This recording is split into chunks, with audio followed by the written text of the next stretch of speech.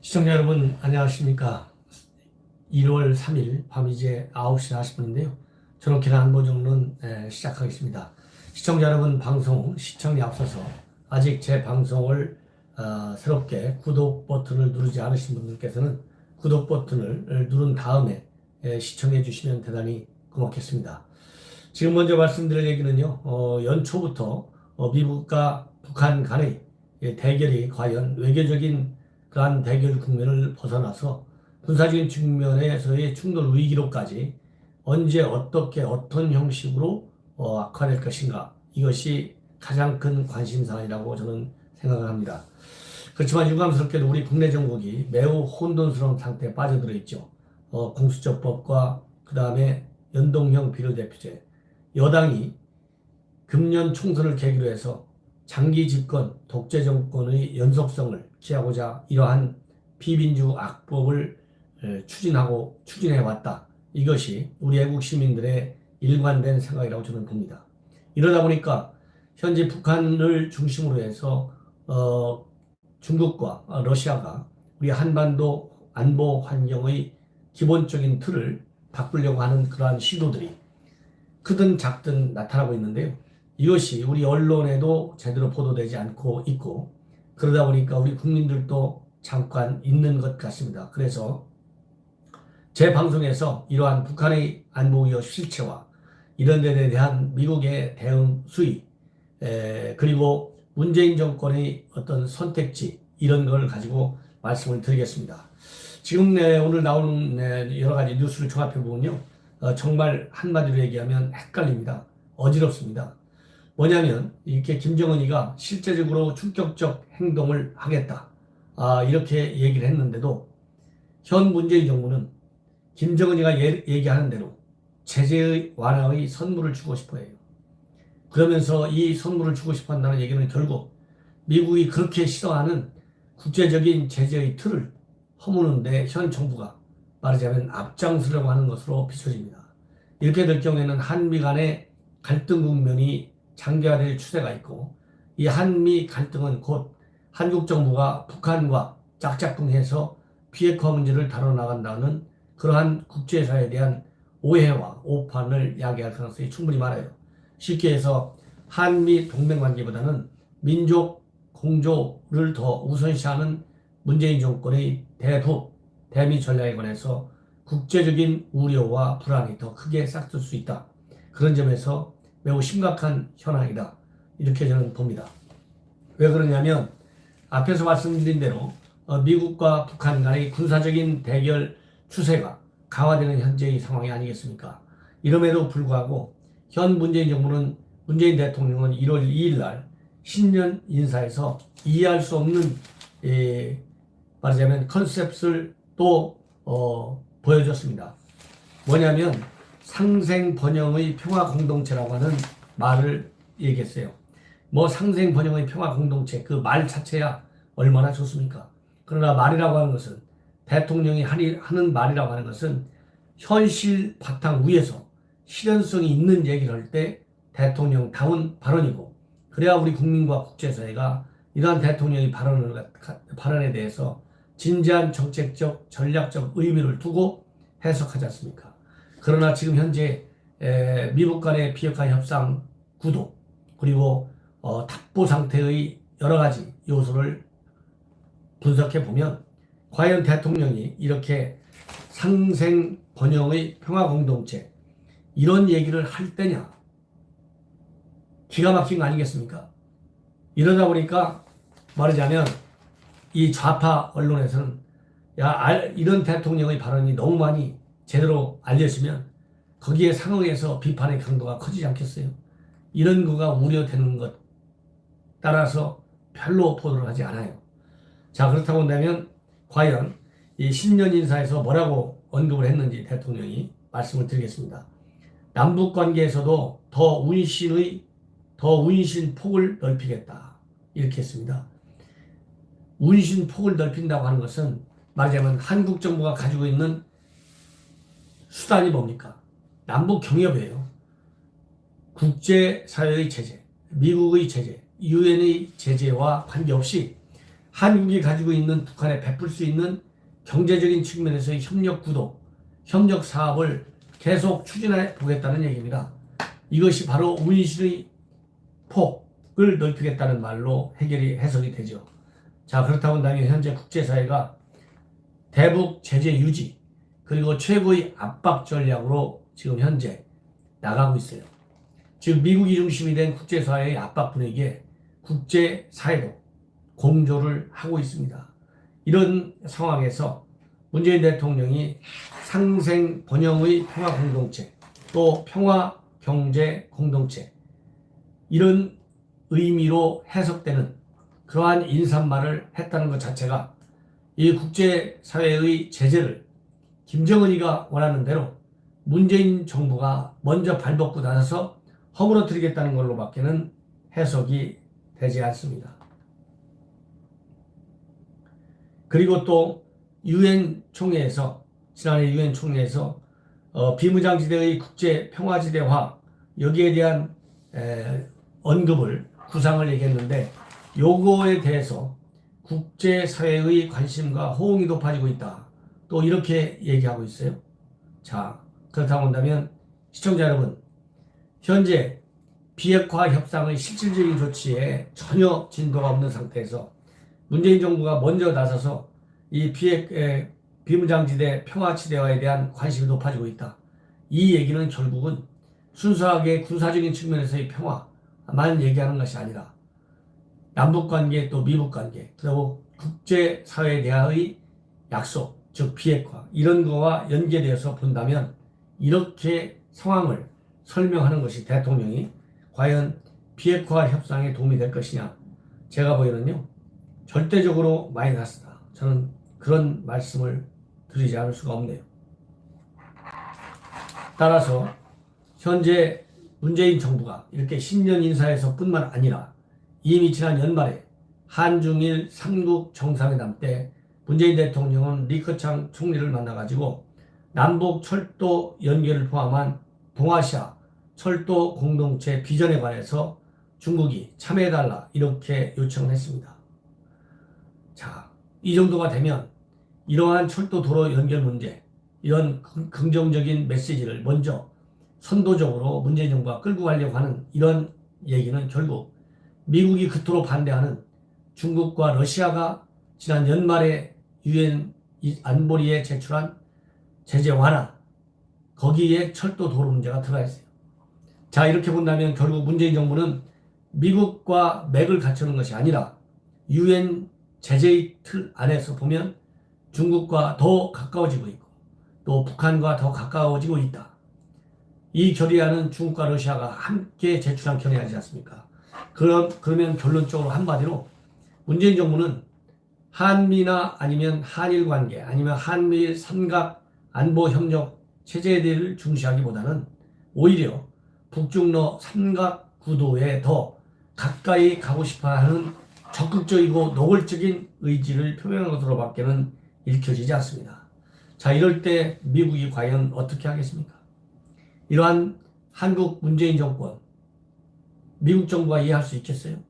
그래서 제가 보기에는 트럼프 대통령이 지난 12월에 트럼프 대통령의 요청으로 문 대통령과 통화를 한 거, 이것은 바로 문재인 정권이 이렇게 유엔과 국제사회 그리고 미국이 설정하고 있는 대북 제재의 틀을 벗어나서 먼저 앞질러 가지 말아라. 그리고 김정은이가 도발을 계속할 경우에는 미국은 군사적인 굉장히 큰 압박 조치를 취할 테니 그러한 미국의 대북 전략에 이의를 제기하지 말아라.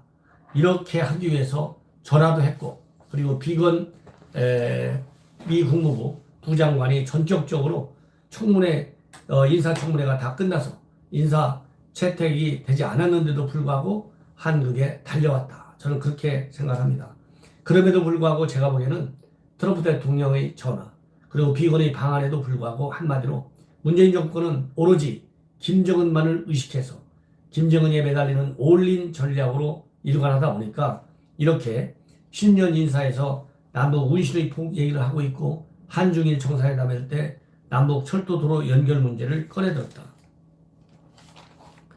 그러니 과연 2018년도에 문재인 대통령이 미국과 유럽에 가서 뭘 설파했습니까?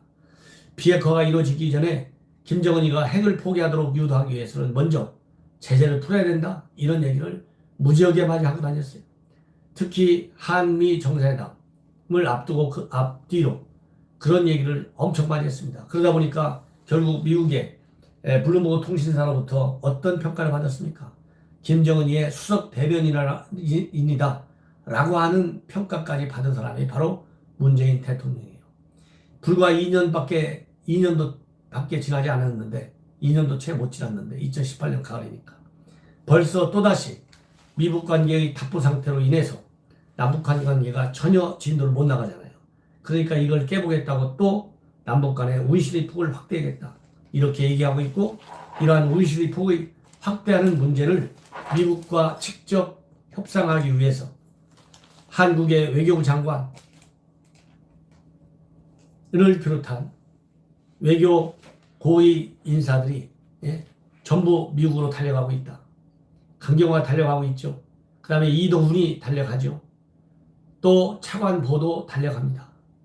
이렇게 대통령의 뜻이라 한다 하더라도 국가의 100년 대교 외교 체계와 그리고 우리 국민 5천만 국민의 생명과 재산을 지키기 위해서는 대통령한테 쓴소리를 해야죠. 이런 신년사도 잘못됐지만 이런 신년사를 구체적으로 뒷받침하려고 강경화, 이도훈, 그 다음에 차관보까지 일제히 모두가 미국으로 달려간다는 뉴스가 나오고 있어요. 대한민국 외교 안보 라인이 총 출동하는 겁니다. 그러나 반드시 실패할 수밖에 없다. 대미 설득회기. 왜? 첫 번째로 김정은의 비핵화 의사 전혀 없다는 것이 확인됐고, 트럼프 대통령은 현재 재선을 노리고 있는 상황에서 현재와 같은 빅딜 전략과 최고의 압박 전략에 수정을 가할 경우에는 국내 정치적으로 설당을 잃는다. 그 다음에 국제사회, 특히 EU권을 중심으로 해서 김정은이가 핵을 포기하도록 하기 위해서는 최고의 압박과 제재를 강행하는 길밖에 없다. 더욱 중요한 것은 미국 내 조야에서도 이 대북 강경론이 더 힘을 얻고 있는 상황입니다. 이런 걸로 본다면 결국은 문재인 정부가 이렇게 앞장서서 우리 고위 외교 당국자들을 전부 다 미국에 보낸다고 해서 한미 공조가 더 세지고 미국이 우리 입장을 이해할 것이냐? 절대 아니다. 오히려 한국 정부가 이제 외톨이로 미국과의 동맹 구조에서 떨어져 나가려는 것이 아니냐라고 하는 오해와 불신을 받기에 충분하다. 저는 그런 생각이 들어요. 이미 지난 3월 1일 날 대통령이 뭐라고 했어요? 하노이에서 협상이 결렬됐음에도 불구하고 결렬된 원인이 뭔지도 파악하지 못한 상태에서 서둘러 갖고 내놓은 게 뭡니까? 금강산 관행과 개성공단이에요. 이거를 가열차게 추진하라, 이렇게 지시를 했어요. 그리고 각 부처는 세부적인 사업 계획, 후속 계획을 청와대에 보고한 것으로 기억이 됩니다. 그러나 진도가 나갔습니까? 못 나갔죠. 그 이유는 바로 이렇게 오늘, 어제 김정은과 트럼프 대통령과의 관계에서 갈등 구조가 더 악화되고 있는데, 이럴 때 문재인 정부가 이렇게 남북 운신의 폭을 확대하겠다, 이런 생각을 하면서 고위 관료들을 미국에 파견한들 그게 무슨 소용이 있겠느냐. 오히려 한미 간의 갈등을 키우고 한미 동맹의 약화를 초래하는 그러한 정말 어리석은 결과를 낳을 것이다. 현 정부가 그것을 의도하든 의도하지 않든 그 방향으로 흘러가고 있고 그러한 역효과가 날 수밖에 없어요. 이것을 현 정부 당국장들은 분명하게 직시해야 합니다. 이미 여러분들 다 경험했지 않습니까? 아까 말씀드린 대로 베트남 협상 끝나고 실패했을 때 바로 미국의 강경화 그리고 김현종 갔지만 뭘 받아온 게 있습니까? 받아온 게 하나도 없으니까 4월 11일 날 작년 한미 정상회담 불과 2, 3분밖에는 실질적으로 단독회담밖에 못하고 트럼프 혼자 기자회견하고 트럼프 혼자 자기가 하고 싶은 얘기 다 한 거 아니겠어요? 이것을 반면 교사로 삼아야 되겠다. 지금 똑같은 현상이 1년이 지나서 다시 벌어지고 있다. 이게 정말 우스갯소리로밖에는 보이지 않을 겁니다. 특히 김정은 입장에서 볼 때 충격적 실제 행동을 한다 이렇게 얘기했는데 미국 입장에서 제재 완화의 선물을 달라고 하는 한국 정부의 목소리에 귀를 기울이겠습니까? 아니면 실제적인 충격적 행동을 할 수 있다고 협박하고 나선 김정은이한테 더 주의를 집중하겠습니까? 당연히 김정은이한테 가지 않겠어요. 그러니까 작년도하고 똑같이 김정은만한 대우도 문재인 대통령은 미국으로부터 받지 못할 가능성이 더 커지고 있고, 그런 측면에서 본다면 우리 한반도에서의 안보 위기는 더 심화될 수밖에 없다. 왜? 동맹의 힘을 빌리지 못하니까요. 이것이 매우 우려스러운 환경이다. 저는 그렇게 말씀드리고 싶어요. 그리고 3월 위기설이 또 나오고 있습니다. 이런 상황에서 이렇게 문재인 정부와 트럼프 정부가 한미 이가 커지고 동맹이 약화되고 공조의 틀이 약화되면 약화될수록 김정은이가 좋아하는 게 뭐예요? 도발하기가 쉽다는 환상에 빠지는 것이죠. 그리고 시기적으로 연말에 전원회의를 통해서 이렇게 실제적인 충격적 행동을 하겠다고 공포를 했기 때문에 김정은 입장에서는 1월은 본인 생일이 있고 2월은 자기 아버지 생일이 있고 3월달이 한미 훈련이 있는 시기입니다.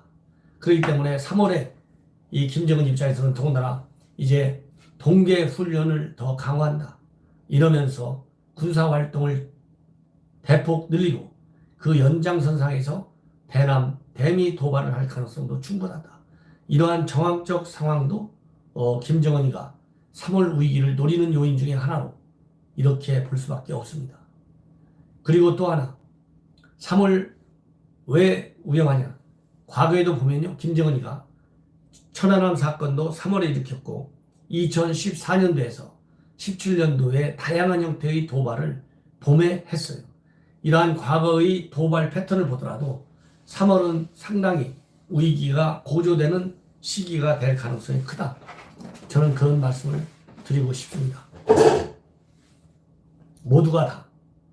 이러다 보니까 이제는 결국 그러면 실제적 충격적 행동을 김정은이가 어떤 수단을 통해서 할 수 있겠느냐.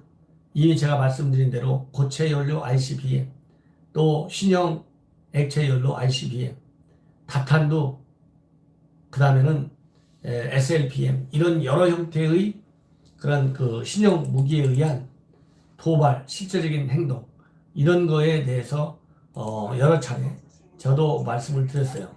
그런데 지금 이제 뭐가 이제 문제냐면 그거 말고서도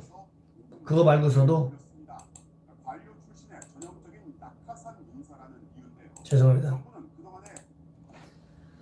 EMP탄이죠. 전자기 기파를 통한 전자파죠. 전자기 펄스를 통해서 말하자면 터트리는 겁니다.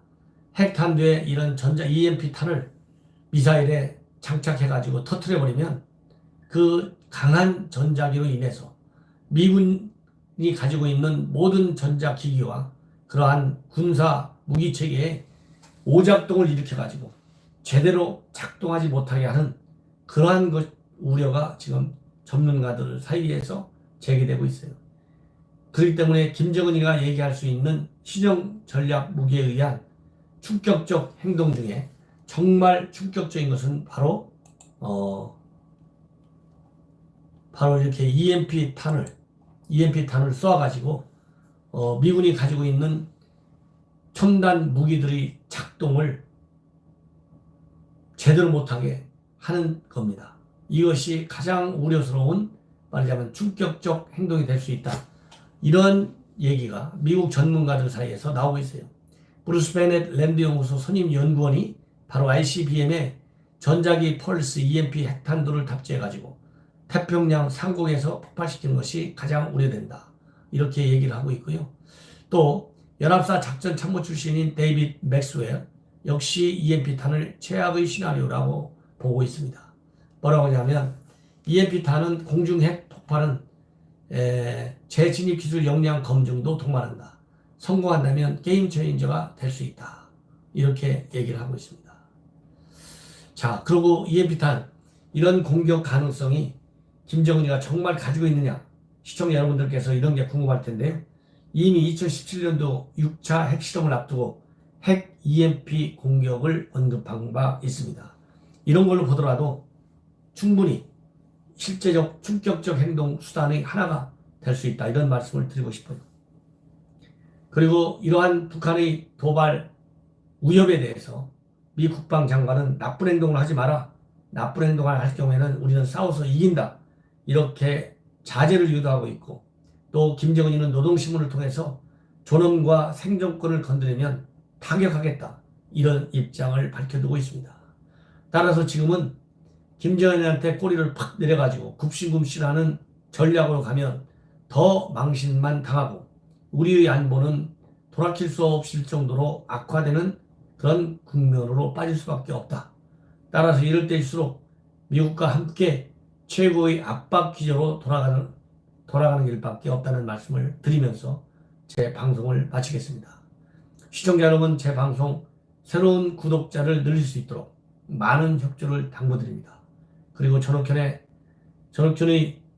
제가 제 지역구인 서초 갑 지역에 아시는 분들께 제 방송 많이 전파해 줄 것을 당부드립니다. 대단히 감사합니다.